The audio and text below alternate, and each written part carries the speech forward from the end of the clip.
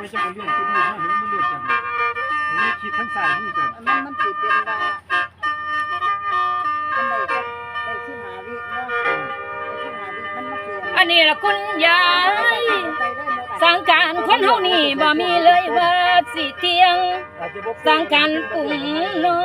แต่งขึ้นต้องมีมือแตกสลายและบ่มีเลยสิมุมใดนั่นคือสิ่งของความตายต้องสลายดับขันดอกมุนมีเพมามนุษย์เฮาเกิดมากินมาสร้างเนื้องนองไปทั้งโคตรโลกบ่ได้เตียงมันดอกคือดามดังนิพพาน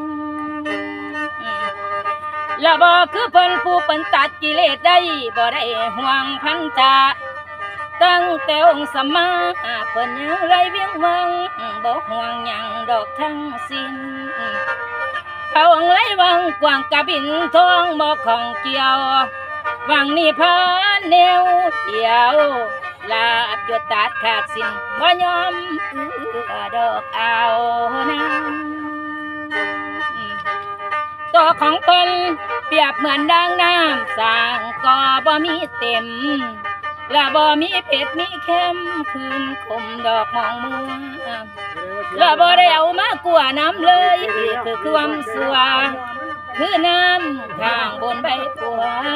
เพิ่นบ่ให้เกือกกลัวมนทินสาวดอกเก่ามองเป็นจังสี่ละพี่น้องของทุกสิ่งเพียงสมมุติมนุษย์เฮาเกิดแล้วตายบทเกียงและบ่มีไรสิเหลือข้างว่างตันคิ้วหิวเข้าใส่เจ้าสิลีอยู่ใส่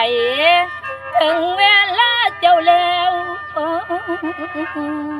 บ่มีมุมโอ้ย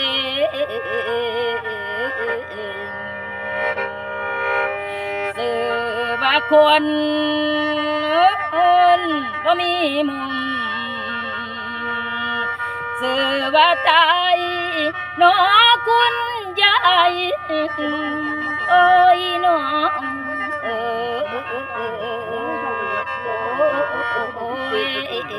ลานา